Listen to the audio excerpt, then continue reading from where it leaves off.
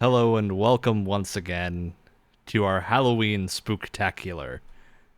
I'm your host Ryan. Today I'm joined by my lovely duo of co-hosts, Alex Ooh. and a void of Wyatt. It's a void, spooky, scary void. Nothing Spooky, here scary void. except my voice in the void. Of course, being that this is the All Hallows Eve podcast, we always like to do a little bit of garbage cosplay in our Halloween episodes. So who wants to go first? I'll go first. I'll rip the Band-Aid off and get it out of the way. I gotta say, I'm very excited for this episode because we have another mystery gang. Ooh. Oh, oh, that's perfect. Wow. Yes, I did learn how to tie an ascot just for this costume. Man. Don't even ask. Nice. And it looks terrible, but let's not even get into To be honest, you're pulling it off. It looks great. Well, thank you. It's a good look. Thank you very much. Gang. Look, next time we gotta coordinate the whole mystery gang, Oh, yeah. whole that'd be Scooby great. gang. That'd be great. Who's gonna All be right. Scooby though? That's the real question. One of us has to get a dog. I'll at be that the point. mystery machine. You gotta dress up Benny, Alex. Yeah. Oh, yes. All right, Alex, do you want to go next? Sure, I will. A rat made me remember my childhood. Oh, I should have had you go last, Yes! Alex. Oh, that's awesome! Oh my god, I that's am great. the food critic Anton Eagle, Holy shit, and that's I have awesome. silverware with me because I eat food. Dude, facial expression and everything. Perfect. Oh, that's so good. Oh, this episode's God, gonna be you even some did the nightmare hair. fuel. You even did the hair and everything. I appreciate the the commitment. The That's commitment awesome. to the bit. Yeah. All right. Well, that means I need to do something, as you all should stay a while and listen. We're back to the realm of Diablo. Yes. Oh, There's nothing in hey, that. product placement. That has a Nothing in logo it. on the bottom. You gotta flex all Well, your it is Blizzard a merch on Blizzard. us. It's not a merch. This is the Oh. 2-year service award for working at Blizzard, but it also works as a great Ren Fair prop. I'm It is sure. extremely heavy. It's one thick stein. I can imagine. Yeah, Diablo Druid is the hood barely stays on with the headphones there, but you know we're working on it, and we've even got the bracers and everything, gang. And this It is even what makes got it really hard to clips. type. They're like Oh, the ergonomics. your hands are off. locked. Like they're not gonna. This is the range of motion, right? It's not Oh, going no. anywhere else. Right. Making it The real. things we do for scruffy. cosplay, the things that we give up for a good costume. You know Look, what I'm saying? I also say being in California and having a fur Oh, yeah. take on. Yeah. It's something else. Bits of this are probably going to come off as the episode goes on, so just be aware of that. Just gonna All right. slowly slide off. due to Well, hey, I did due to the intentionally put this so I could just remove that because that thing is You gotta very wear it like hot as well. a wrestler's belt, just right across the chest. So normally that is like the belt for this, but obviously this is a podcast, so we're talking torso up, so that had to be on the top. Oh, do you think know? I'm wearing blue bell-bottom jeans right now? Absolutely not. Absolutely not. I'm just asking you to stand up, Wyatt, and And prove what that does you he aren't. wear? Loafers, boating shoes? What does Fred wear? Listen, What are those called? I'm not. No, wear pants. I'm not. All right, now that this insanity is on the way. We There's need to a talk about rat some video beneath games. my desk. This is the Halloween special. This one's coming together real hot this time because of a bunch of scheduling stuff this month being insane. We were gonna record this on Tuesday. We ended up recording it today, which is earlier, because we're having to record the Dragon Age episode on Tuesday. But that means we can talk about games now. Yeah.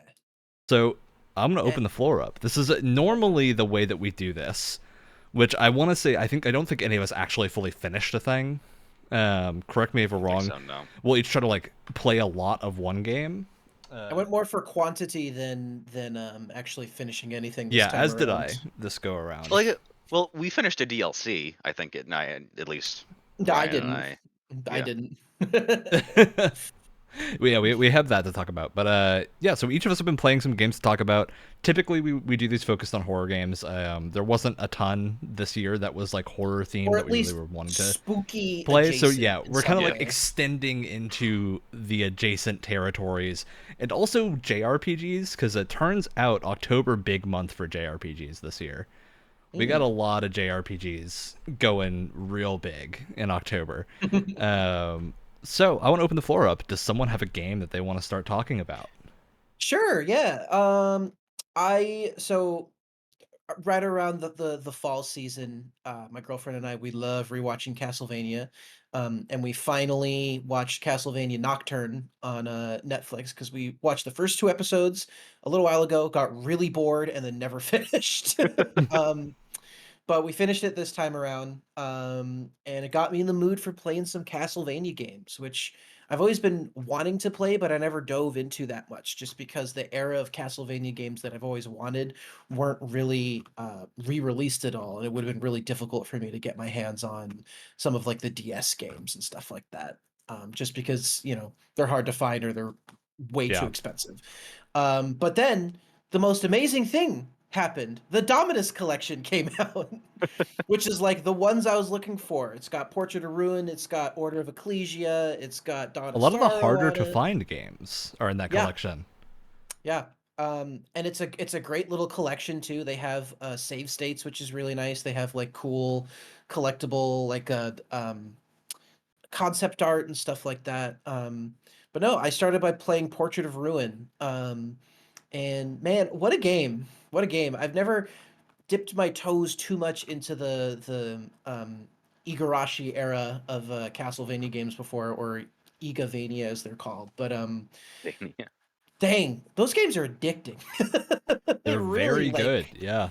it's very good. Portrait of Ruin's cool. So if you've never played a Igarashi Castlevania game before, Metroidvania, like this is one of the series that really started that genre. So you've got Oh, it's the Vania part 2D. of Metroidvania. No. Exactly, exactly. You've got 2D exploration. You're walking around usually a big old castle, the Castlevania, as it were, and you're collecting different items. You're expanding your move set so you can go out and explore new areas and backtrack and find cool new stuff. I think what sets these apart from other Metroidvanias is that they have much more of an RPG slant to them.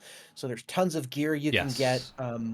Yes. Just so many things. Like there's rings, there's belts, there's boots, there's hats, there's like chest armor, all sorts of stuff. So it's very much like RPG more so than just like a straight up kind of action platformer.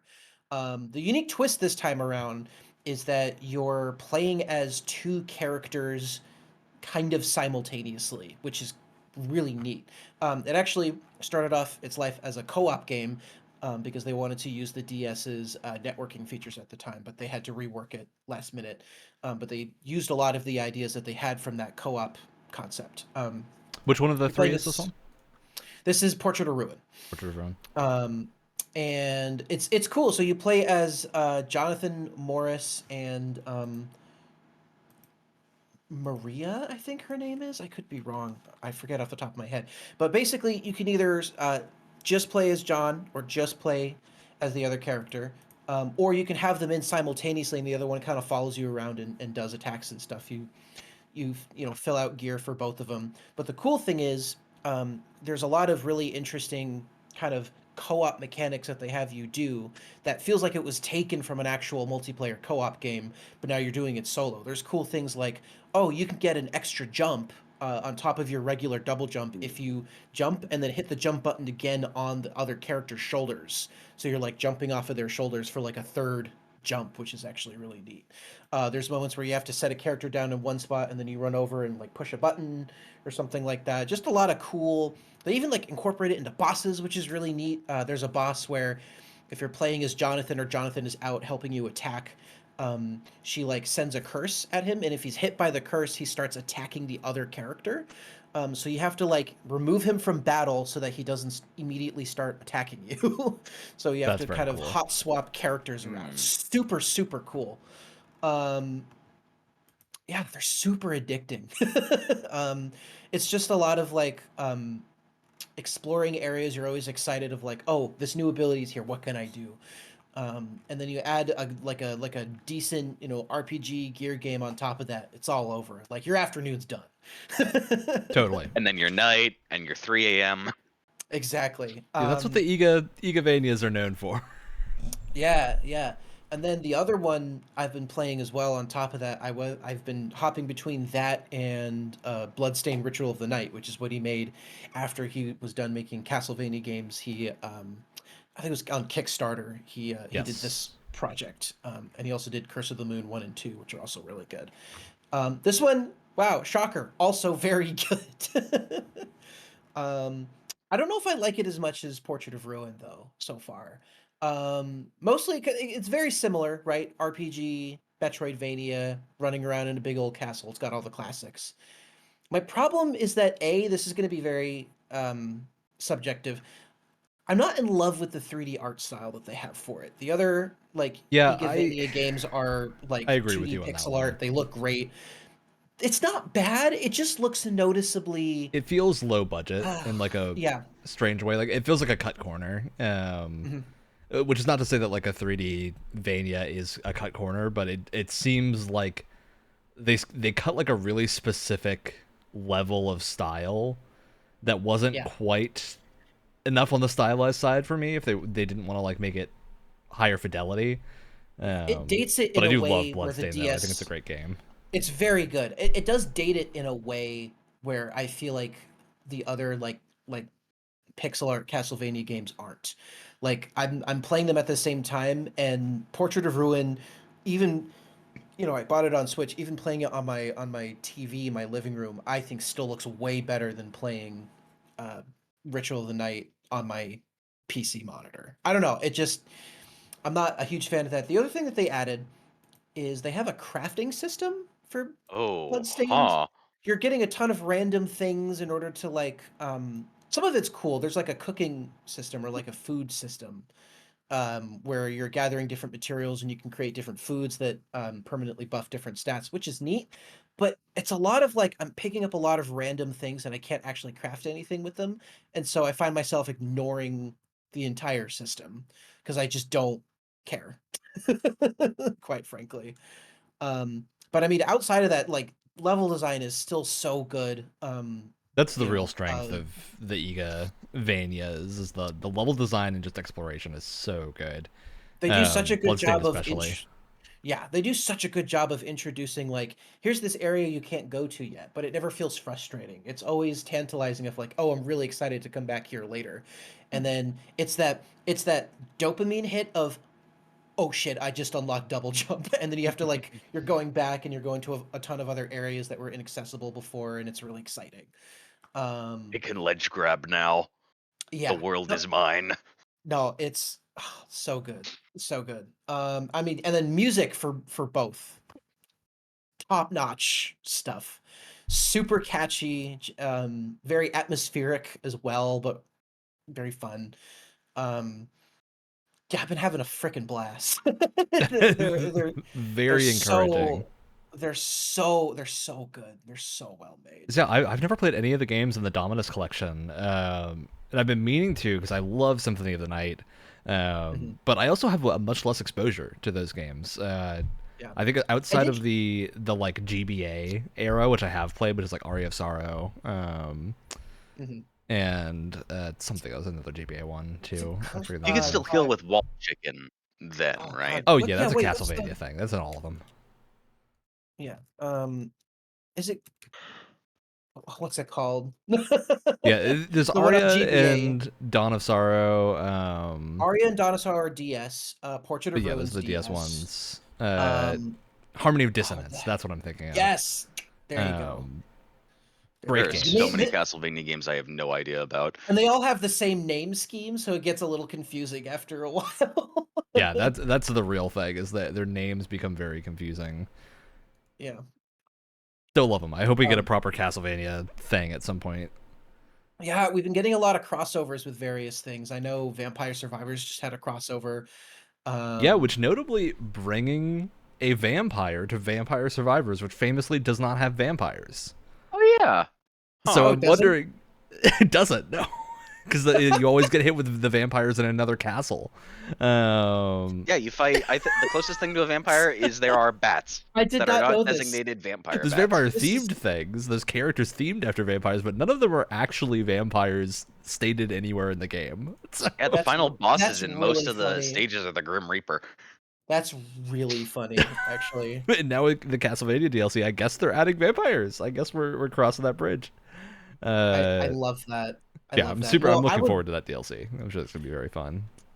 I would love another Igavania style Castlevania games. The funny thing with Castlevania, they always experiment with the 3D ones. We've had some absolutely wacky attempts at 3D Castlevania over the years. We even had like a fighting game at one point, which is Really?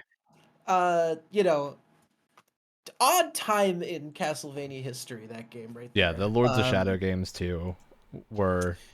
I think they're quite fun, but definitely very different. Very very different from anything that came before. Yeah. And after. Well, I mean, they were so different that it kind of ended the franchise for a hot minute. Yeah, just a little while.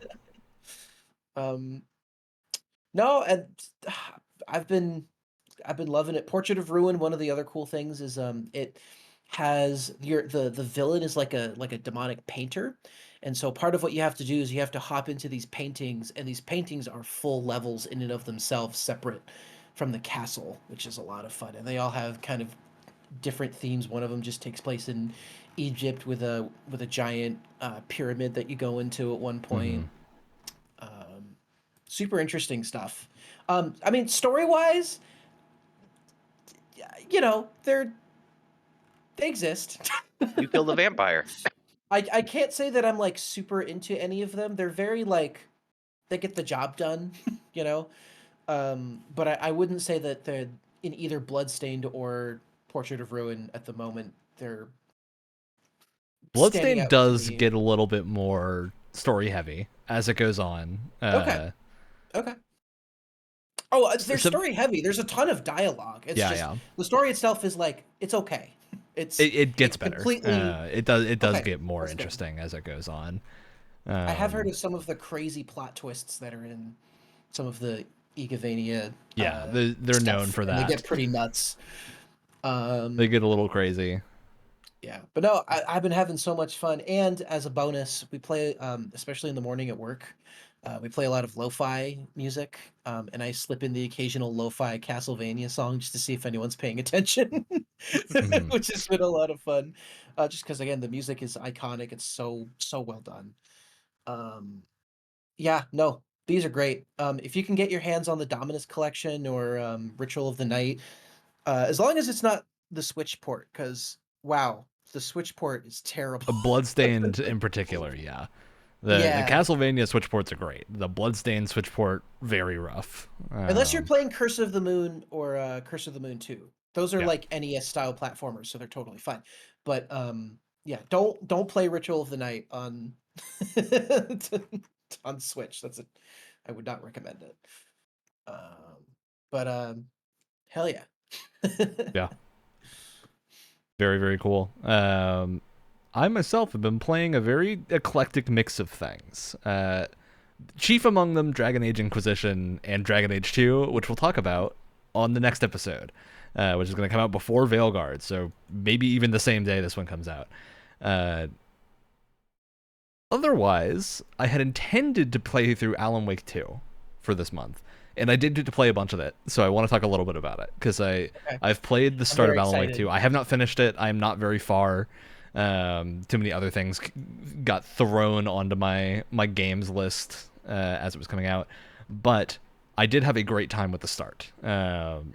So I am past into the first town, past the whole starting investigation, probably about 2 hours in, total. And man, I am disappointed that this game has not like broken a profit yet. Apparently, I don't know how accurate that is. It did not sell great. To be fair, it was From locked what in I the Epic Store for a long time. I imagine the DLCs are helping, but yeah, but playing through and man, they feel distinctly different from an RE or something, but in a way that is very fun. I was a defender of how Alan Wake 1 played, not anymore. I don't want to go back to that now. Yeah.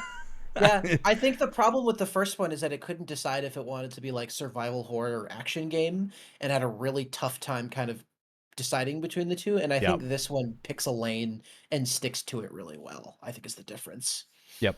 I like Saga a lot as a character at the start. I think whatever's going on with her is very interesting.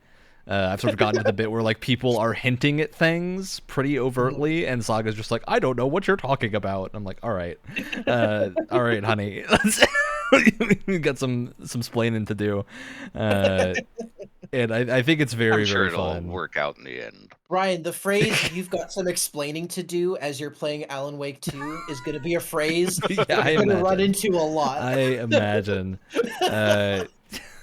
Because like I'll specify my entirety of knowledge about Alan Wake 2, because people have been very good about not spoiling this game online. Has been Old Gods of Asgard at the Game Awards. Yeah, that is my entirety of knowledge. Which everything they About talk the about game. there is just the first game. Yep. Like, So recap of far, the first having a great time with it. I've been properly jump scared once or twice playing Alan Wake 2, which I was not expecting. Is it because Alan Wake is was it always the screen thingies that get yes, you? that's what gets me. I will like say, flash a those- thing onto the screen. they sometimes are used very well, and then other times there's one boss fight in particular where I'm like, okay, this During a is getting boss fight, oh. this is getting annoying. Yeah, because they do happen during gameplay. Yeah, it's really interesting because I think the way that they handle the story in that game, at least so far, which again, admittedly very early, I have not gotten to do any actual Alan Waking in the Alan Wake game yet. So Get a load of this Alan sleep motor over here. Yep. But Saga's still very fun to play. I want to know what the hell is going on with Alex Casey. Oh, I explained it. For It anyone doesn't that make any doesn't, sense. But I explained no, it. Alex Casey is your partner cop at the start of Alan Wake 2, and I don't know what Do I happens need to launch into him the in the rant story. again? I'm gonna do Is the this part of the game- rant for you. Is this something about like the Max Payne universe too, or is that a separate? So like, okay, Well, separate thing. They don't have the rights to some of the stuff, right? Specifically Quantum Break and I think Max Payne are not able to be actually put into the Remedy sort of universe that they have going on, whereas like Control and Alan Wake are very directly connected. There are sort of nods to Quantum Break and Max Payne a couple of times. It's very cheeky. They're very cheeky. But Alex Casey, your sort of like partner cop, who's like, oh, you take point on this case at the start of the game, and I'm like still doing things with him in the game. He is Sam Lake. Like he just is the appearance of the real person Sam Lake, who is the writer of the game. So that's weird. Oh, Kind of love it. Very strange. He's also the face of Remedy, to be clear, as well. Yeah, like very much the face of know- Remedy. If No, you know people who are playing Remedy this game are is, you know who probably Sam going to Lake know it, is. If you Yeah. buy this because you like Remedy games, yes. If you don't, you will not. None of this will bother you. And not to say that it actually like it does not bother me, but it's a thing that's like I want to know why. It's a Kojima-ism, right? It's going on. Sam Lake's pulling a Kojima, and I think right now it's working. I'm very curious what's happening, especially because Alex Casey is a character from a novel that Alan Wake writes in the first game, right? Mm-hmm. So It's his like, it's his claim to fame is his Alex Casey novel. yeah, his and Alex now Casey he's books. real. Who knows? Well, he was always real. Yeah. According to Alex Casey, your According partner. to Alex Casey, who is aware of the books written about him, goes, those are, he's like, I don't like being recognized. They embellish things so much at the start of the game. And Okay. it's strange. It's very strange because at no point in the first game are you clued into Alex Casey being a real person, to my knowledge. It's the thing with this game where like you try and explain what's happening to anyone who hasn't played it, and it's utter nonsense. But then when you play it, it's like there's no other way to explain it. There's not like, this sounds like rambling because it is, because it's the only way you can talk about this game. But when you play it, that's the genius though. When you play it, it has its own internal logic that makes 100% sense when you're playing the game. Trying to explain it to other people is an impossible task without sounding like an insane person. Yeah, absolutely. It makes things real weird as you're going through it, and I do like the actual gameplay elements quite a lot. Saga's like mind place, she calls it, is very, very cool. I think it's a really fun, like, and I'm playing with some PC and everything the Sherlock works. Mind Palace. Yeah, and it's like she openly talks about it being like her version of the Mind Palace, so it's not, it's a direct allusion to that, basically. And what I really love about it is that the game does not pause when you're in there, and people will comment on you being in the mind place when you get out of it. Oh, or God. Like, the other cop will be like, "Oh, how's your thought process going as you've been standing there for a little bit?" Which I love that. I'm a huge fan of the world kind of reacting to that. That feels like a jump scare that would get me. It's like, why do you know this? How do you feel about, because a lot of people complained that it wasn't like, oh, you can't get cases wrong, like it lays everything out. I prefer this because I'm okay with like a getting cases wrong thing in something like a Phoenix Wright or a I, the Somnium Files, which is another like sort of detective-y narrative adventure game. It's not what this is. Yeah, which those are both about the puzzle solving, right? This doesn't feel like it's about the puzzle solving. This feels like it's about the journey to get to wherever it's bringing me. Well, it's a visual way of trying to explain Saga's like thought process, essentially. Yeah. It's like you're seeing and helping her work out what's going on. You're not meant to get it wrong. It's supposed to be a way to help ingrain all of this information. Yeah, I will say more of an interactive movie that way. With the totally, it's totally on the lines of like movie or book. I think it takes a lot from like thriller books and movies. I was gonna say, from the sounds of it, you know, with this how well-known writer was apparently like a huge inspiration for Alan Wake. Someone called Stephen King. I don't know. He's kind of little known underground. Ooh. Yeah, exactly. But I do have some issues with it. I think it's really clunky to actually put things on the board, which is like a weird interaction point to have a problem with. Yeah. But there were multiple times where I thought I was putting things on the board correctly and they just wouldn't work, and so I was like, oh, maybe I need to come back later. But there's like a sticker on the thing when it says come back later. It'll be like, you can't use this yet. It'll very directly tell you. Which meant I was wandering around like just trying to stick this thing on the board repeatedly, and it would not stick on. It turns out it's because you have to go back to where a question is and then put it on the question specifically, and not on the space where you think it will go when it's attached to the question, which is what I kept doing, where I was like trying to put it in the area that it ended up being in, and not. It is something like you get used to, but it is very awkward for a while. You kind of have to play by its rules, and it doesn't really make that clear at first. Which I've just like stopped treating it the way that I was, and it's been fine. But it just feels a little weird. It doesn't feel as detective-y to me.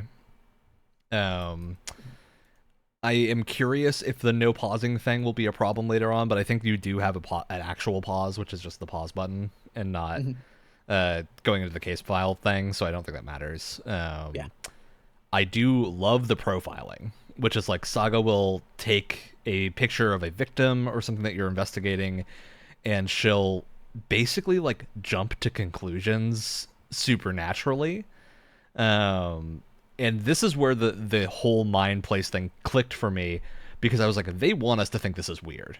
Like, the people at Remedy making this game want you to think Saga's making leaps of logic here that don't make sense.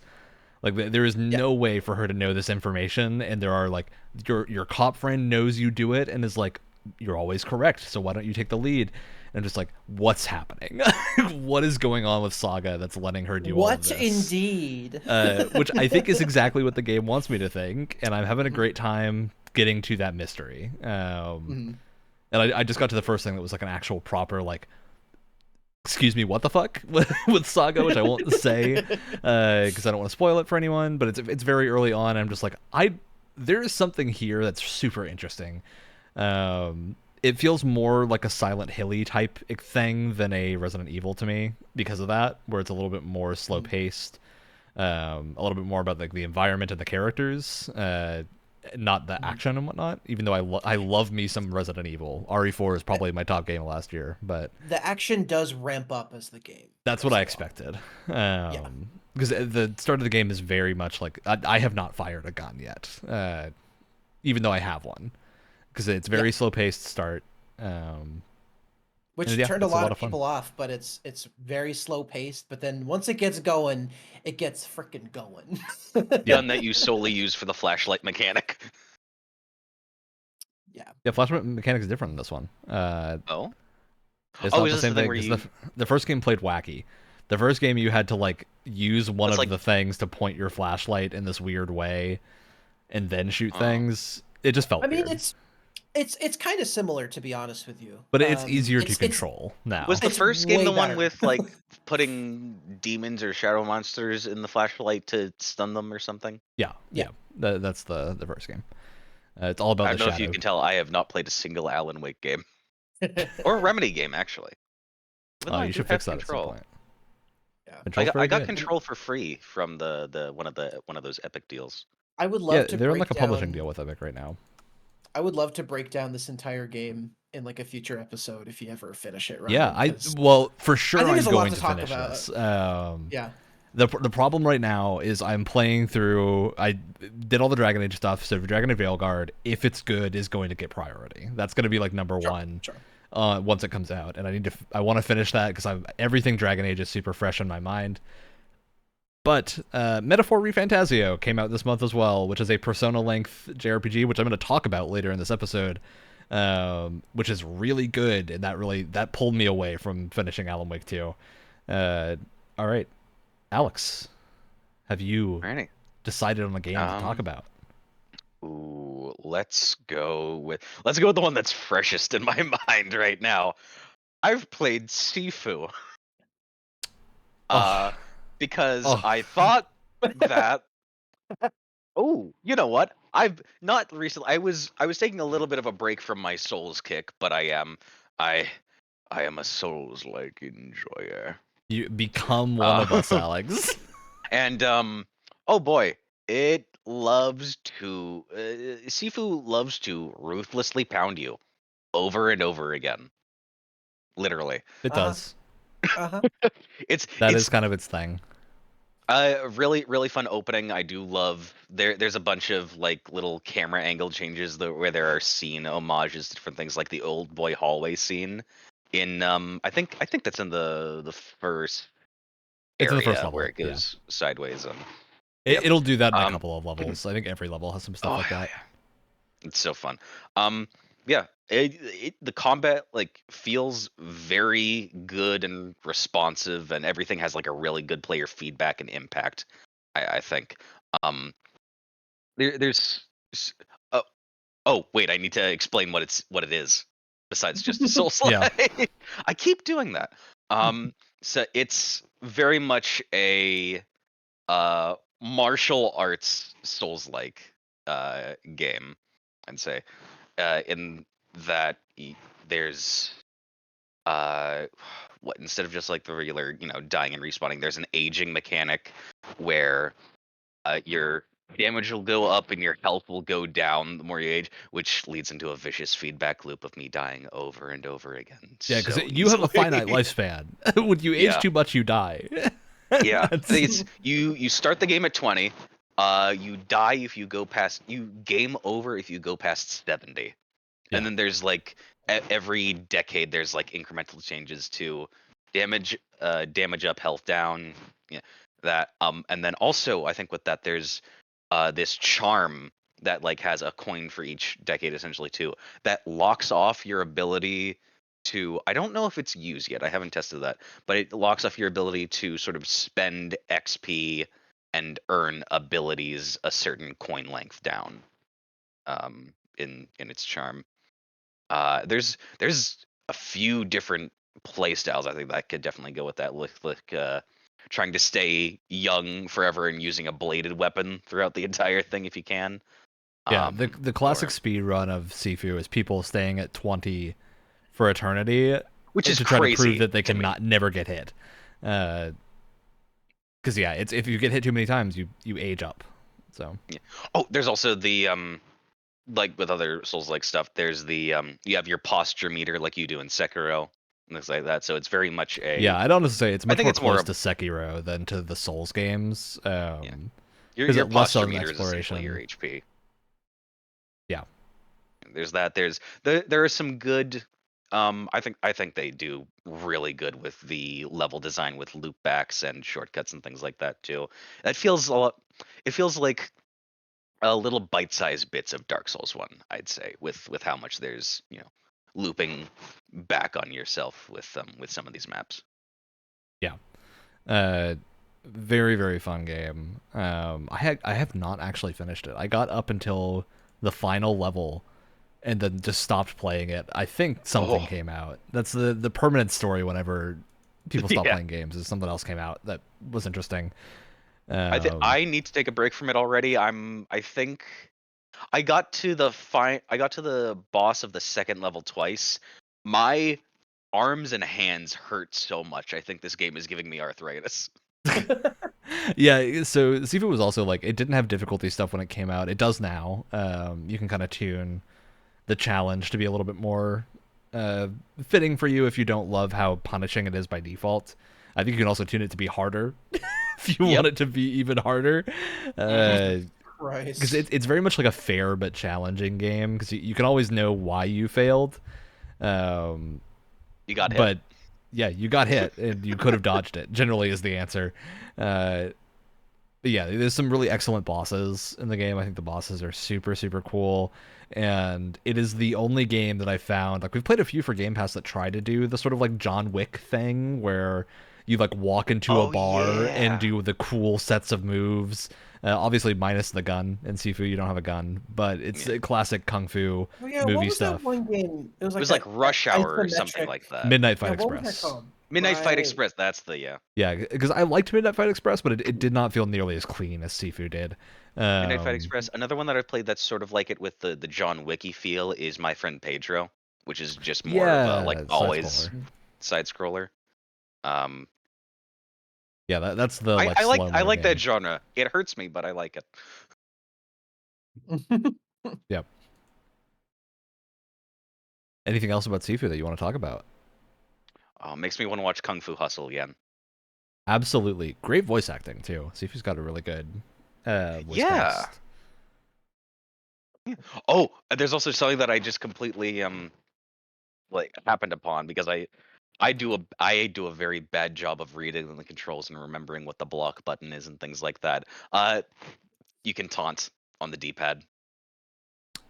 So I'm just like, okay, Yeah. this is. I believe it gives you mechanical things, too, when you taunt. It's the like fighting game version of petting the dog is being able to taunt. Yeah. All right.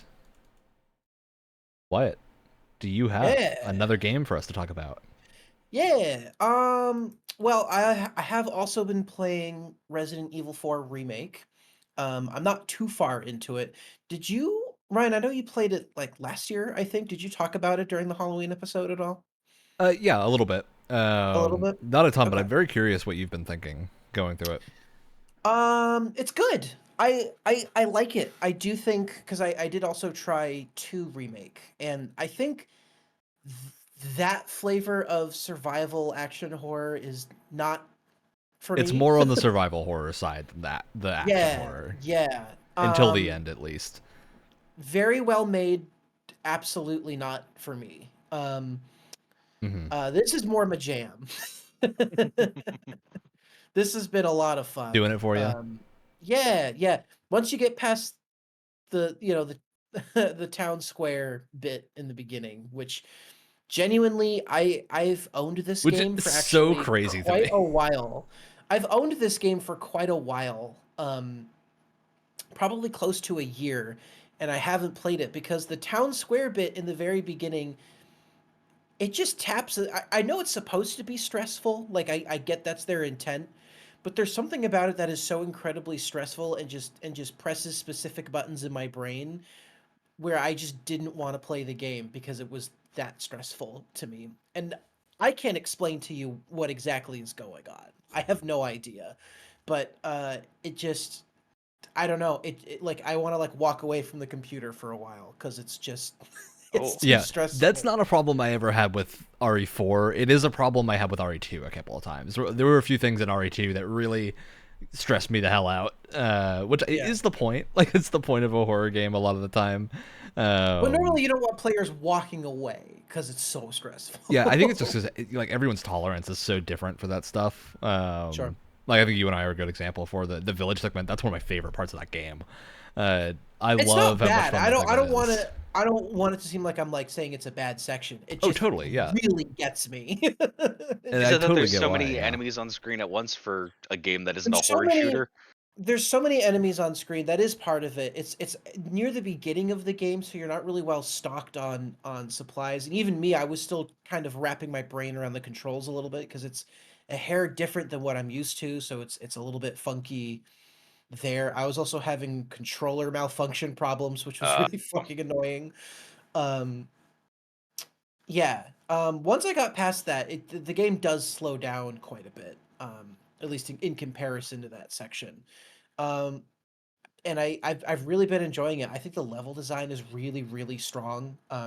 Yeah. They use the idea of walking into a section and then walking back out of it uh, in an interesting way where it feels fresh no matter how many different ways you're going through It also that kind of has that particular almost section. Metroidvania feel of there's a lot of reason to backtrack Yeah. within the level you're in.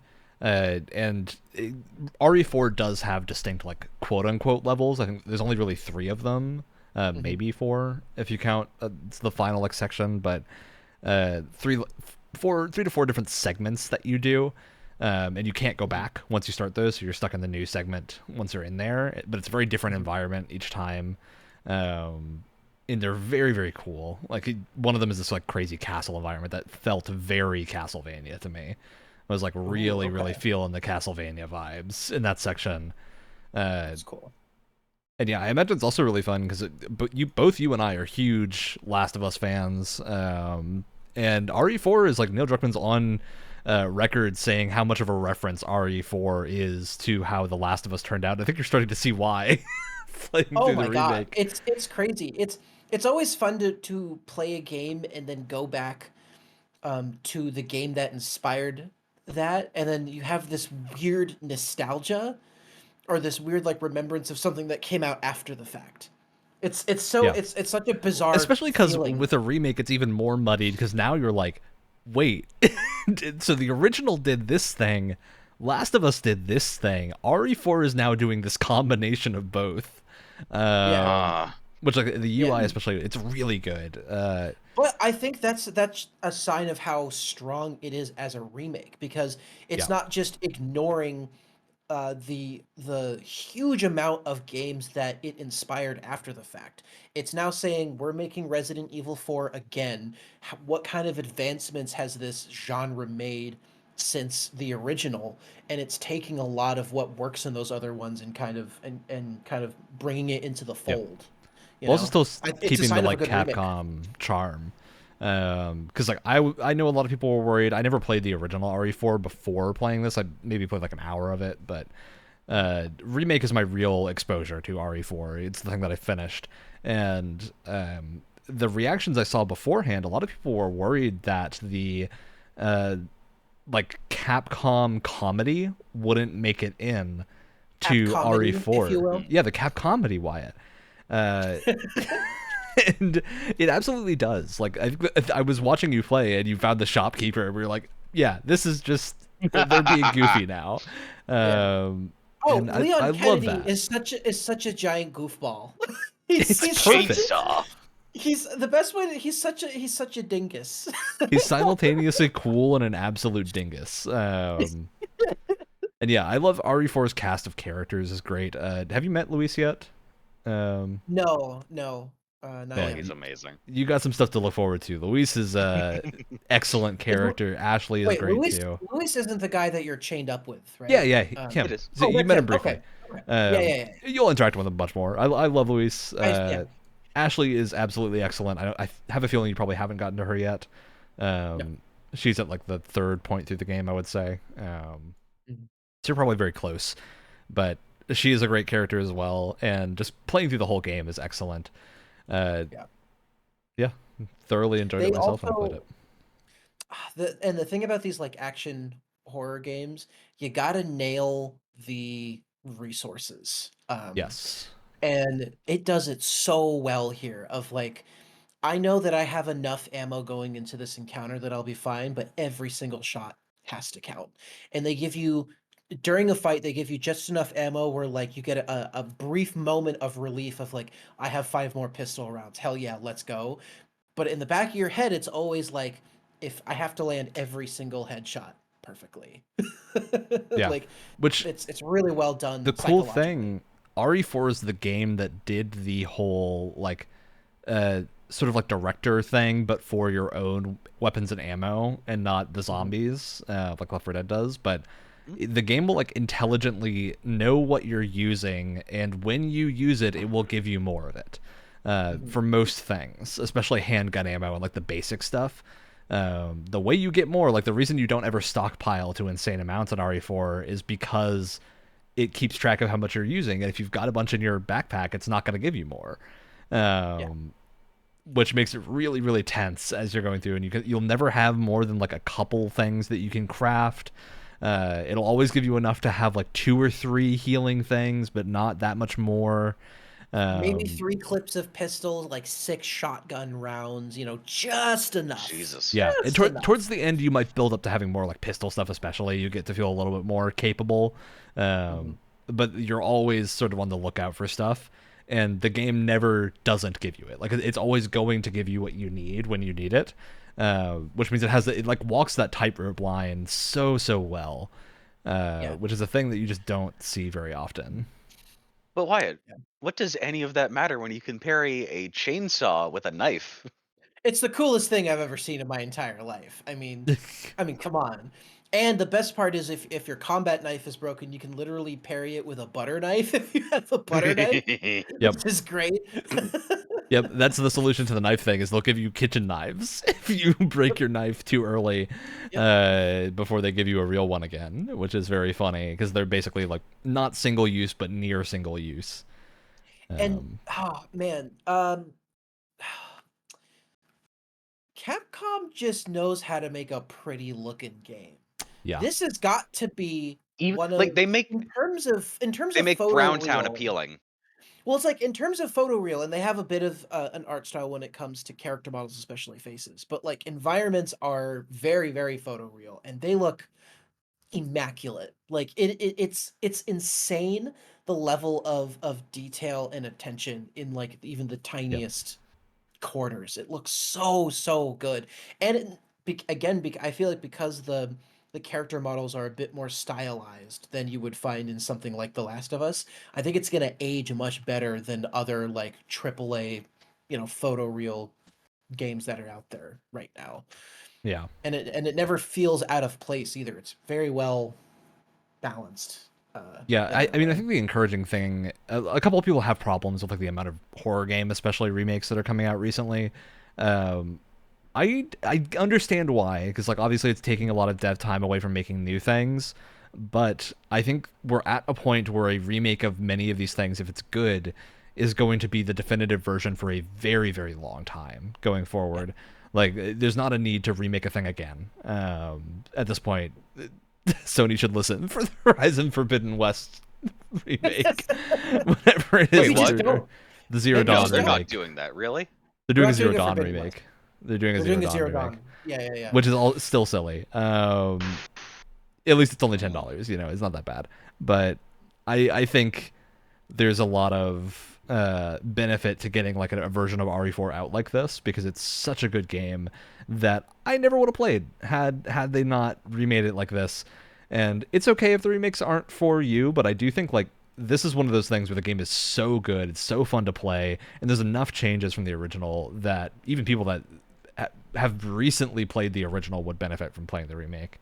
Yeah, and a lot of these, maybe not in Capcom's case as much, but the for instance, the Dead Space remake I think is great, not only because it's taking a great game and adding a lot of great things to it, but also it's giving these newer studios the chance to kind of get their hands dirty with a property before they go off and do their own thing with it. Like how many times have we seen a franchise come back through a like remaster or remake of something, and then that studio goes on to continue making new games in that franchise because it's like, oh, now we have the experience of here's what a Dead Space game is supposed to look and feel like based on the blueprints that we had from the original. Now we can go off and do our own thing now that we kind of know what we're doing more. And that's less so for, Resident Evil's case, just because a lot of the same people are still around making Resident Evil games. And they're releasing new Resident Evils. Like we got Village not that long ago. I will say that's kind of what makes it the pill easier to swallow in terms of all these Resident Evil remakes, is that it's like they do a remake and then a new thing and then a remake and then a new thing, which is a great release schedule for that. Yeah.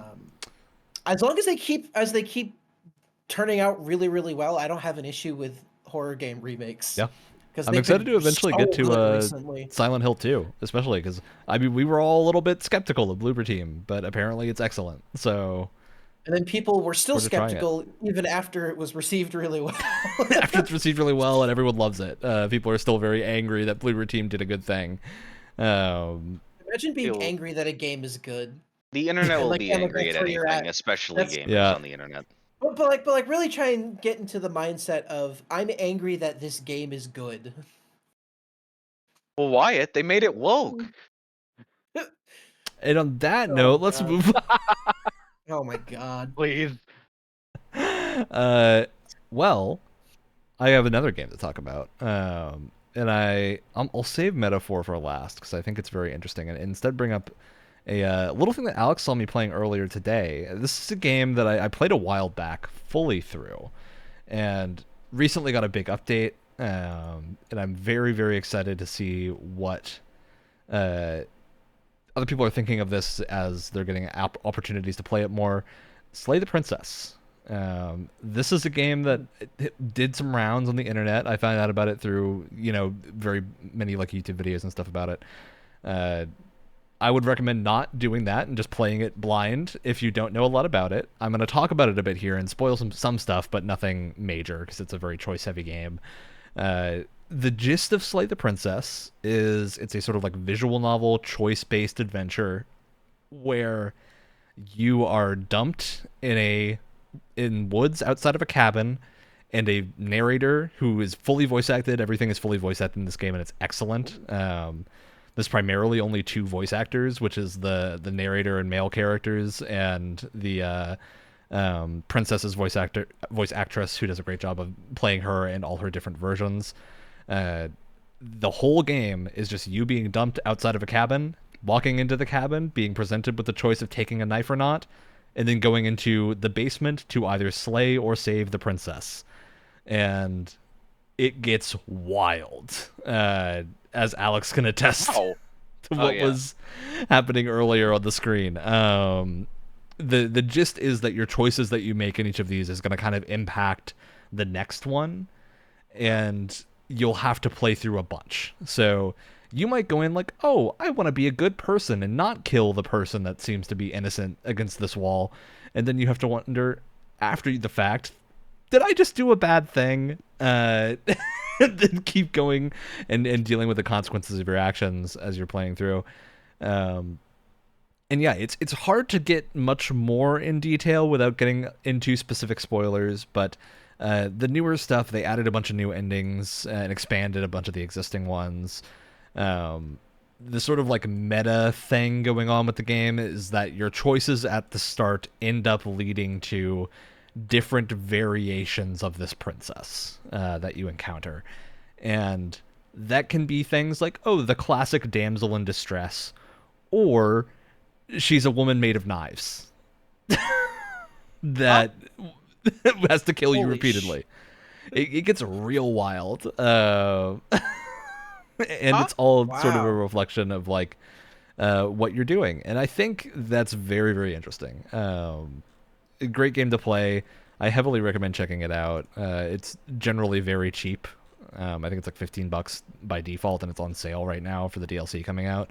Or not the DLC, but the free update that came out that overhauled it, added a ton Wow. more voice acting, and a bunch of new endings. Yeah, very, very cool Oh. game. It's overall quite simple, but if you just look through the Steam pages, you'll see some of what I was getting at just by looking at the images. Yeah, super cool. And I'm very excited to play. They have another game in early access right now that I'm excited to play when that is officially coming out. On Scarlet Hollow, Is it which I also another- heard is great. It's another horror game. It's not quite the same. It's more proper horror and not microcosm. Like Slay the Princess can be finished in an afternoon if you really want to. The replayability comes from there being a ton of different routes and things to do, and all of it being very different and entertaining. But yeah, that's Slay the Princess. Very heavily recommend checking it out. All right. Alex. Yeah, I have I think one more that I can immediately think of. That is the complete opposite of Alan Wake, Citizen Sleeper, that I started playing a Yeah? little bit ago. Oh boy, wasn't prepared for the immediate body horror that's thrust upon you in this game. I love being described how I am but a brain stem in a synthetic body. You know, that's a pretty great description. Why don't you tell us what is Citizen Sleeper? For us Citizen Sleeper, not as far as I'm aware. aware, because I haven't gotten too far into it, it is very much like a little bit also of a. I think it's somewhat narrative heavy in. To my knowledge, yeah, it's meant to be in Um, that like Disco Elysium territory. Yeah, mainly a dice roll interaction type game where you have to choose how to spend your time very wisely, because you were in a failing synthetic body. That the company that you were, indebted service to was keeping you alive with supplements. You escaped onto a space station. You don't have those supplements anymore. You're dying every day. You want to not die, so you go to work at a scrapyard and you can, you know, try to make some money, try to make a life for yourself, um, explore the space station, things like that. Um, yeah, it is a bleak hellscape in space. I'll tell you that.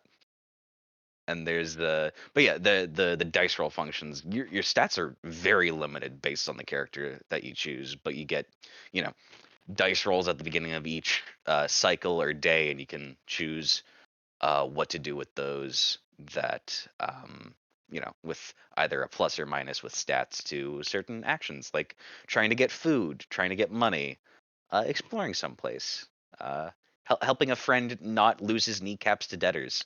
That would be, yeah, that seems like a thing that you'd want to do. Sounds Yeah, this has pretty, been on my list to play for a very long time. It was It on goes Game Pass for a heavy into the while. body horror. I don't think it is The writing anymore. is phenomenal on it. That's what I'd heard. Yeah, glad to hear. I think they actually came out with a second one too. So I'm sure it sold well enough for that. Or, hang on, wait a second. Am I? Or maybe they're working on it. Yeah, they're working on it. Yes, yeah. Got announced coming out in 2025. So very cool. Maybe that's a thing to try and play before the second comes out. But yeah, if you're liking Citizen feeling very Sleeper, bleak. another thing I would recommend, and this is like just a tertiary game recommendation. I was a teenage exocolonist. Insane name, very good choice game, along the lines of all these things that we're talking about. That's what I was trying to think of that. I couldn't remember the name. I'm just like, Citizen Sleeper. That sounds like something Ryan and I talked about. Was this the game? No, I was a Yeah, teenage I've heard it exocologist. That's the mentioned in the one. same like sentence as Teenage Exocolonist quite a lot, which I loved that game. Fully beat and loved that one. Any other thoughts on Citizen Sleeper? Great art style. Great art style too. Yeah, fun. I I have a little bit of trouble like distinguishing some areas of the map because it's it has a really cool 2D art style for the characters. The 3D art style is a little low poly and blocky at some points, so it's hard to distinguish some things on the screen. But Yeah, you're mainly interacting through text, so it's not that makes sense. difficult to distinguish there. I haven't gotten too far into it otherwise, but I definitely want to play some more when I'm feeling hopeless and in that mindset of the void of Perfect. space. Want to feel the void. Speaking of feeling the void, Wyatt, what do you got for us? Yeah. So this next one, not a horror game, but we're talking about games we've been playing this month. So I think I'm going to take the time to talk about Neva a little bit. Sounds familiar. This game. Oh man. Wyatt's doing the happy hands. This is the happy hands. This game is freaking great. So you play as a woman who is trying to basically just survive with this little wolf cub named Neva, whose mother dies at the very beginning, and you're making your way through the kind of the areas or the levels of the game are very much based on seasons, kind of similar to Last of Us, right? Where like the story and a lot of the levels are very kind of separated by seasons, and as the seasons progress, you see Neva grow older and larger and larger as this kind of giant wolf creature. And what's cool is that there's a lot of themes about motherhood, and so it's really interesting to watch this wolf kind of grow up into an adult, and as it becomes more grown and more mature, that they introduce new ways for Neva to help you in like combat and puzzles and stuff like that, which is really cool to watch. There's no dialogue in the game whatsoever. It's all 100% just visuals and audio design. And I have to say, I think Neva is probably one of the prettiest games that I've ever played. Uh, it's got this like beautiful like minimalist art style with just like just such a good use of like color and mood, and it just fits so well with the music, and I, I don't think I've ever taken more screenshots of my PS5 than with this game. It is a wallpaper just machine. Just so many like Mm-hmm. beautiful moments. There's a great level where you're trying to climb upward in this mountain, and it starts to break off into floating like island pieces, and they're like floating around into position, and they're crumbling, and it looks so cool. That's very cool. Visually and even a lot of the story elements, it very much reminds me of Princess Mononoke, which is a very good thing to make me think of. Oh yeah. Mm-hmm. I love Princess Mononoke so much. And this is from the developers who made Grease, and it also has combat in it, which is new for for this studio anyway. It's very lean, but it's very mean. Um, because it's not really the focus of the game, but I think it's meant as more as an addition to the storytelling rather than purely just being about gameplay. But Mm-hmm. it's good. You have attacks. You can dodge, and you can use Neva for a variety of different things. You can kind of launch at enemies to like hold them down.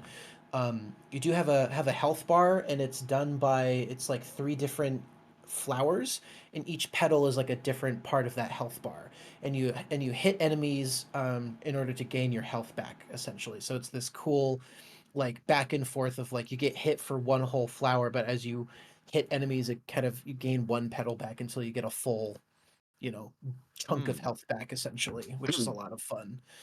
Um, That but sounds yeah, lean and mean. it's cool. It's just such a pretty game, and once you're in it, you're fully immersed. Seems like a great Um, game for the Switch OLED. yes, although I did get it on PS5 because I heard there were a few um performance hiccups on Switch. Nothing too Oh bad. Oh, because there no. always will be.